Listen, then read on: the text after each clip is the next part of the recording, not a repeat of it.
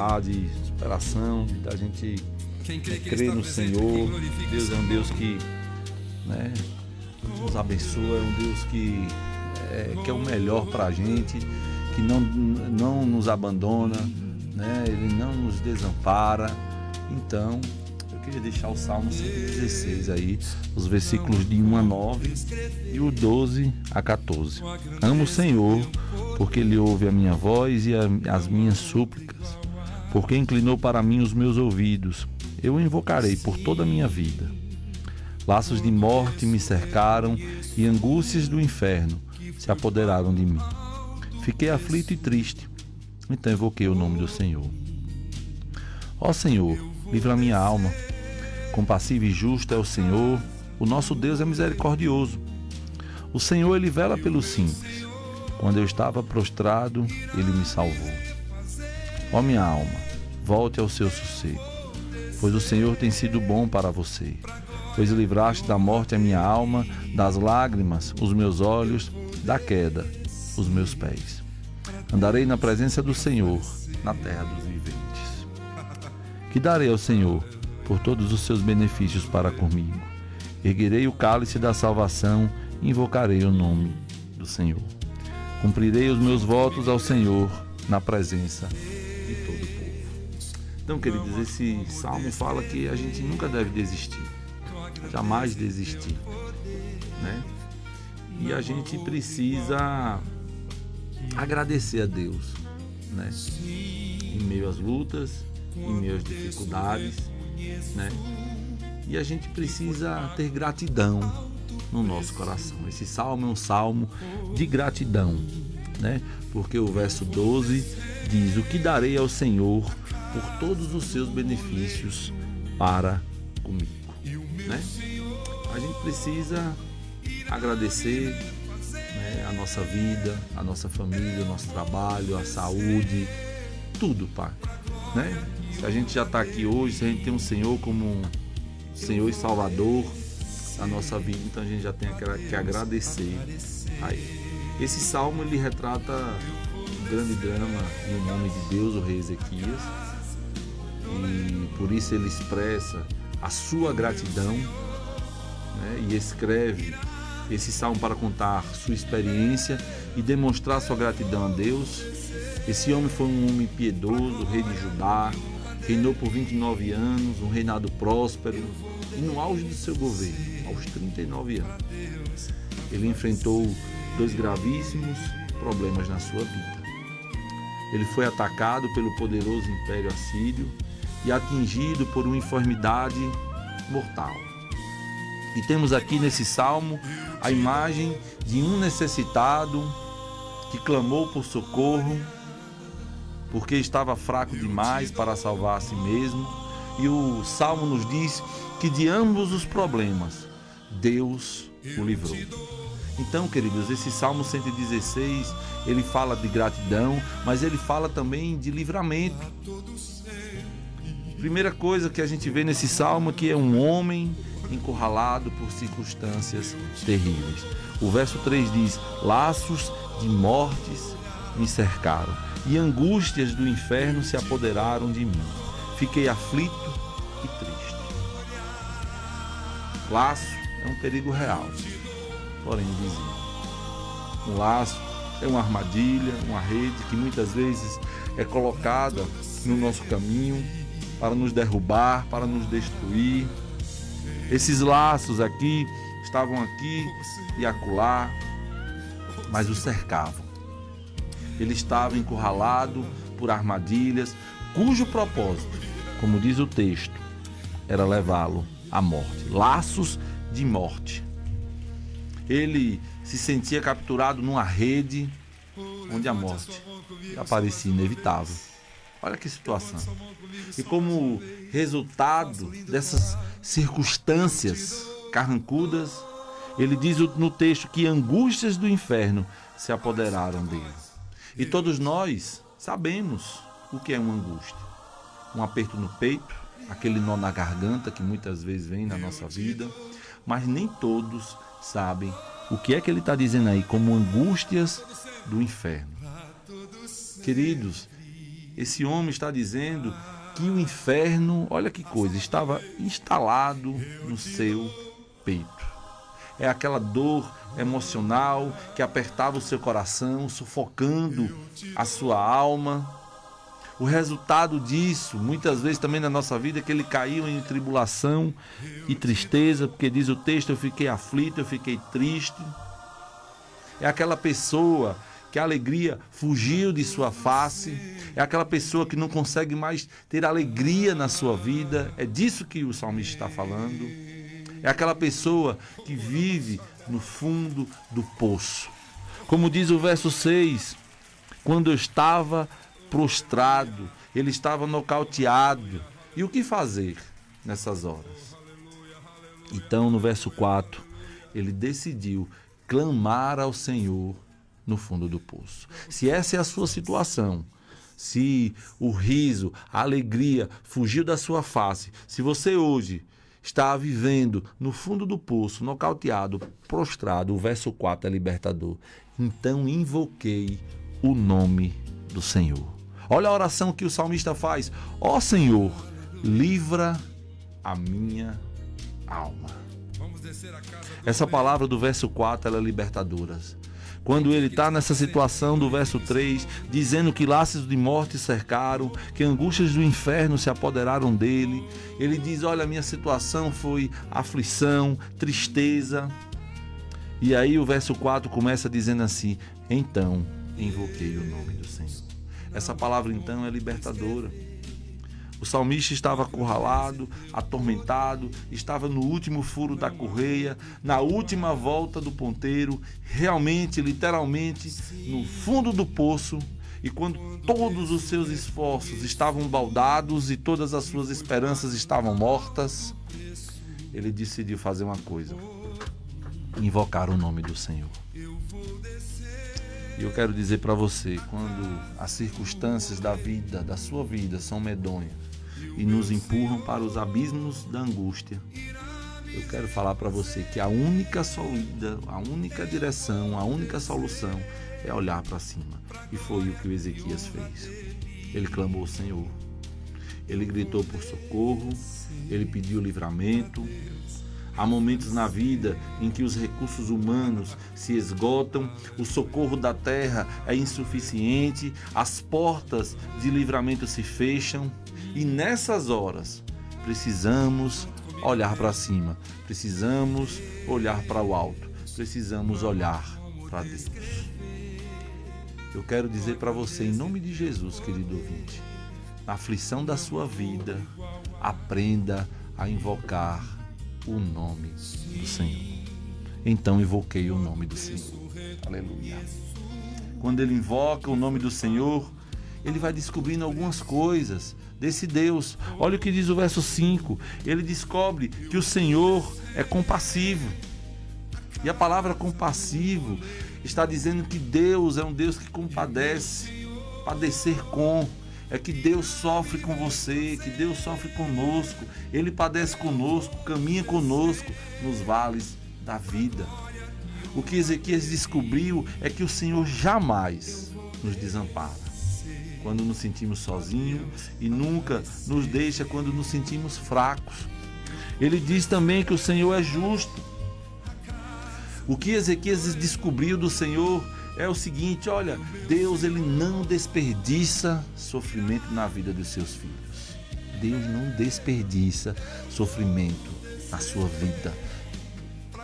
Deus é um Deus que nos prova, mas que cuida da gente. Ele nos assiste em nossa fraqueza. Ele nos refrigera a alma quando somos encurralados pelas provas da vida. Olha, queridos, o caráter de Deus é o nosso maior refúgio. Por isso, não precisamos temer o futuro, pois o nosso Deus é o nosso refúgio e Ele, diz a palavra, é compassivo e justo. Mas ele também descobre que o Senhor é um Deus misericordioso. Este homem simples estava encurralado por laços de morte, esmagado por angústias do inferno, ele estava no chão, esmagado pelas circunstâncias, difamado no caráter, deprimido em espírito, doente fisicamente. Sua situação se agravou tanto, a tal ponto que ele ficou prostrado, como diz o verso 6, nocauteado. Nesse momento, ele descobriu que mesmo quando estamos nocauteados pela crise da vida, ainda assim Deus pode nos pôr de pé novamente. Deus reverteu a situação, virou a mesa da história, Deus o levantou, Deus o restaurou, Deus o salvou. Porque o texto nos mostra isso. O verso 8 diz que Deus deu um triplo livramento a Ezequias. Olha o que diz o texto: pois livraste da morte a minha alma, da lágrima os meus olhos. Primeiro, queridos, a gente vê aí da morte a minha alma, uma libertação espiritual. A gente viu no início que o salmista não estava enfrentando problemas comuns. A gente viu aí no verso 3 que eram ameaças de morte. Mas o que Deus fez na vida desse homem, que pode fazer na sua vida? Ofereceu um livramento espiritual. Deus o livra espiritualmente. E a gente precisa crer nisso, que Deus é o Deus que perdoa, Deus é o Deus que justifica, Deus é o Deus que muda a nossa história pelo sangue do seu Filho amado, Jesus Cristo. Ele escreve o nosso nome no livro da vida. É Ele que nos sela com o Espírito Santo da promessa e nos faz herdeiros da sua glória. Aleluia. Creia nisso. Livrou a nossa alma da morte. A segunda libertação que a gente vê é uma libertação emocional. A primeira, uma libertação espiritual, que todos nós precisamos. A segunda, emocional, diz o texto: das lágrimas os meus olhos. Somos a geração do choro. Como o salmista, muitas vezes inundamos nossa vida com muitas lágrimas. Como eu falei na outra meditação, do berço à sepultura, nessa peregrinação, nascemos chorando e muitas vezes descemos à sepultura no dia da morte chorando. Mas o que o salmista está dizendo é que Deus nos livra emocionalmente, não apenas enxugando nossas lágrimas, mas também destacando as causas que nos fazem chorar. É o que eu digo, a vida é um vale de lágrimas. A gente precisa entender isso. Mas a terceira libertação que a gente vê no texto é aí na parte C. Livraste da morte a minha alma, uma libertação espiritual. Das lágrimas, uma libertação emocional. E os meus pés da queda. Somos vulneráveis. Somos pó. Não podemos hoje bater no peito e dizer: olha, esse pecado eu não cometo. Essa falha eu jamais cometerei. Nós só ficamos de pé se a mão do Todo-Poderoso Deus nos sustentar. E a semelhança do salmista, Deus livra os nossos pés da queda. Olha, queridos, eu vou dizer uma coisa que você já sabe. A estrada rumo à glória não é reta. Ela tem muitas curvas. Tem muitos lugares escorregadios. A não ser que Deus firme os nossos passos, nós caímos em abismos tenebrosos.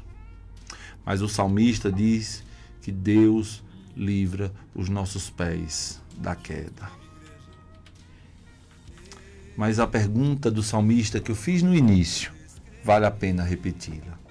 O que darei ao Senhor por todos os seus benefícios para comigo? Essa é a pergunta que Deus nos faz todos os dias.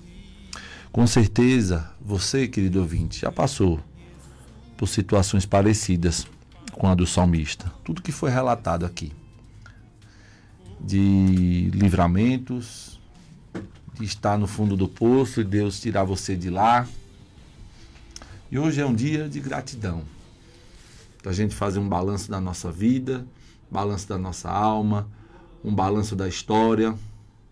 E você pode dizer, olha pastor, eu tenho passado por tantas lutas, tantos dramas. Agradecer por quê? Tenho mais para chorar do que para agradecer.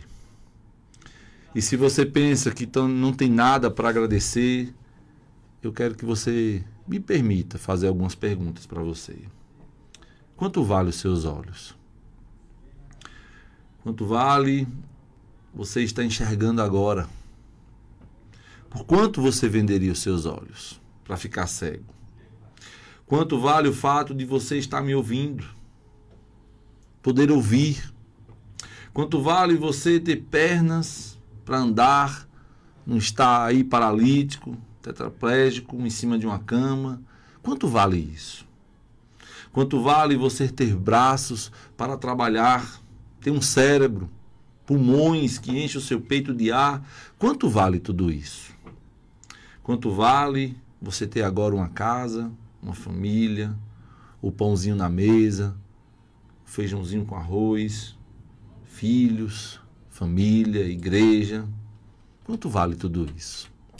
Quanto vale você ter Jesus, o seu nome escrito no livro da vida? Quanto vale tudo isso? Por isso a palavra de Deus: o que darei ao Senhor por todos os seus benefícios para comigo? Engraçado nesse texto, queridos, é que ele faz essa pergunta e ele diz, ele mesmo, o salmista, diz 3 coisas que me impressionam. Em vez de eu dar alguma coisa ao Senhor, eu continuo recebendo. E isso é graça. Os versos 13 e 14 nos diz aí: erguerei o cálice da salvação, invocarei o nome do Senhor, cumprirei os meus votos ao Senhor na presença de todo o seu povo. Erguerei o cálice da salvação. Não podemos dar nada a Deus, a não ser receber das suas próprias mãos a salvação. Erguerei o cálice da salvação.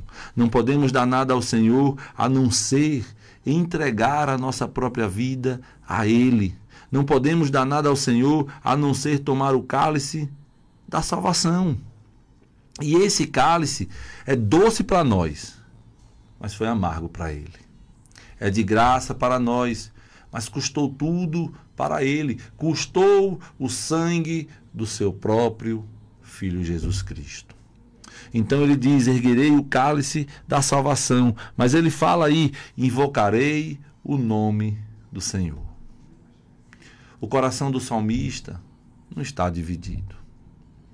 Ele está dizendo que a sua devoção é exclusiva. A sua adoração é do Senhor. A sua vida está nas mãos do Senhor. Mas ele diz aí também, e cumprirei os meus votos ao Senhor na presença de todo o povo. Um voto pode ser um acordo verbal, um contrato escrito, um compromisso assumido, ou até mesmo o dever o dever que acompanha uma função ou posição. Mas eu quero fazer uma pergunta para você, ouvinte. Você já assumiu um compromisso com Deus e deixou para lá? Sabe como vamos cumprir esses compromissos? Quando a nossa alma estiver em festa e o coração cheio de gratidão. A nossa vida tem que ser um aleluia, do início ao fim. Como diz o verso 9, nos átrios da casa do Senhor, em seu meio, ó Jerusalém, aleluia, aleluia e aleluia. Mas Ezequias, depois disso tudo, com seu coração grato ao Senhor, ele assume 3 compromissos com Deus. Que você também possa assumir compromissos com o Senhor. Se você tem um coração grato, se você entregou a sua vida a Jesus, se você vive para Deus, é hora de você assumir compromissos com Deus e cumprir esses compromissos. Porque a gente só vai conseguir cumprir esses compromissos, como eu disse, quando a nossa alma estiver em festa, quando a nossa alma estiver cheia de gratidão, dizendo, meu Deus, olha, eu não tenho nada para pedir, eu só tenho que agradecer a Deus, porque Deus cuida da minha vida, Deus está no controle da minha vida, olha, Deus é perfeito, Deus é maravilhoso. Então Ezequias, com o seu coração grato ao Senhor, ele assume 3 compromissos com Deus. O primeiro está aí, no verso 1, amo o Senhor. Ele assume o compromisso, queridos, de amar a Deus. O que a gente vê nesse texto é que às vezes é o que às vezes está precisando no nosso coração, um reavivamento de amor a Deus em seu coração.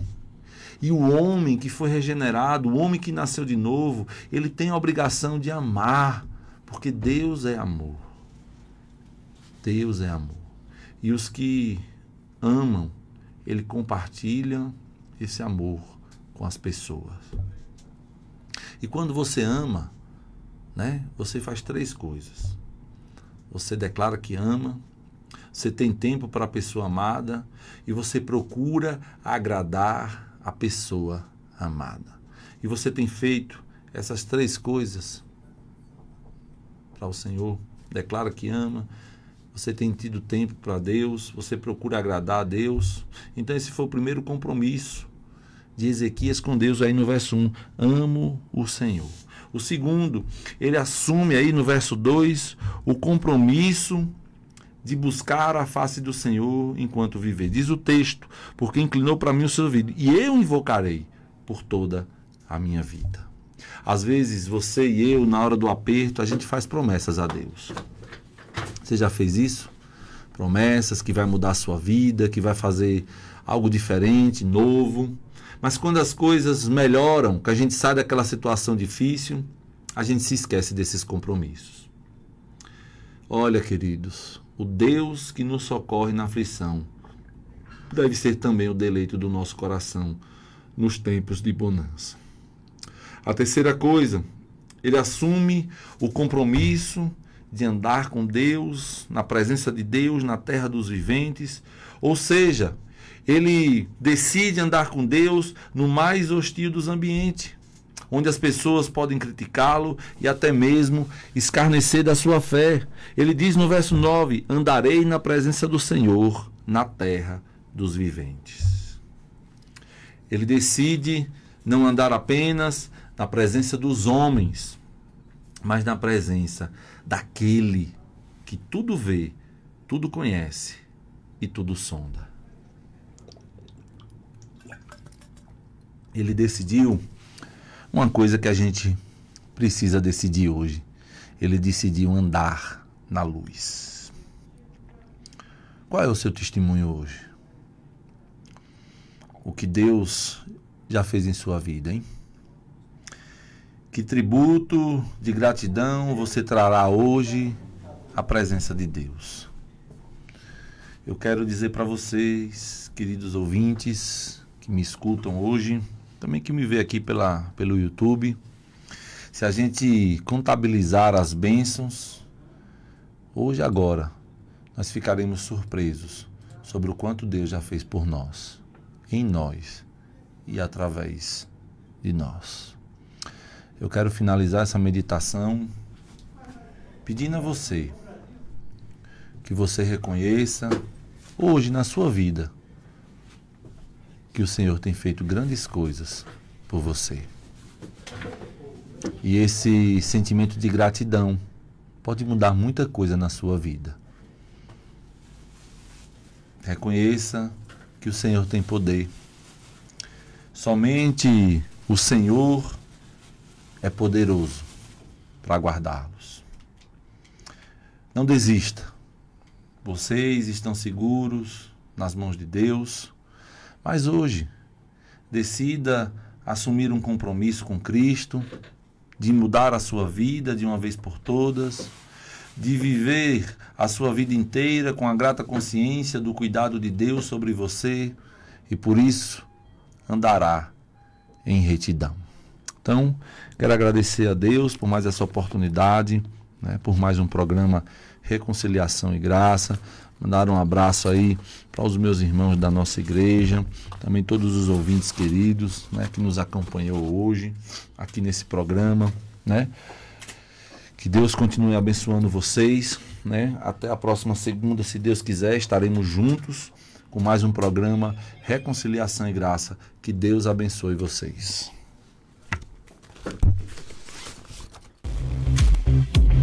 Reconciliação e Graça, um programa de Deus para a sua vida. A apresentação, Pastor Vinícius Reis.